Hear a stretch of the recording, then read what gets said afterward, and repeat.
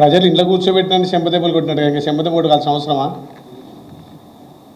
12కి ఒక్కటి గెలవకపోతే అది అత్యవసర మెజార్టీ తోటి పార్లమెంట్లో 0 వచ్చింది. ఉమ్మడి నల్గొండలో ఏ నియోజకవర్గంలో మీ మెజార్టీ వచ్చింది ఆ బీఆర్ఎస్కు?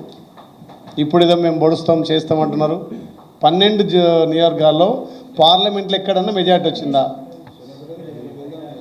ఒక్క సూర్యాపేటనే నువ్వు 3000తో గెలిస్తే నెక్స్ట్ గెలిచిన పార్లమెంట్లో 70,000 మెజార్టీ వచ్చింది. అక్కడ 70,000. మరి ఏ ముఖం పెట్టుకొని మాట్లాడుతుండు? ఇంకా చెంప దెబ్బలు, చెల్లు దెబ్బలు. భాష గురించి చెప్తా. నిజంగా తెలంగాణలో భాష నేర్పింది ఎవరు? మీ కేసీఆర్ కదా, మీ గురువే కదా. మా అన్న ఇప్పుడే అనిల్ అన్న చెప్పాడు ఆ భాష. ఈ మాట నేర్పింది మీరే కదా. తెలంగాణ యాస భాషను స్వంతగా మీ మెప్పు కోసం వాడుకొని ఎలక్షన్లో తెలంగాణ సెంటిమెంట్ రైలిచ్చి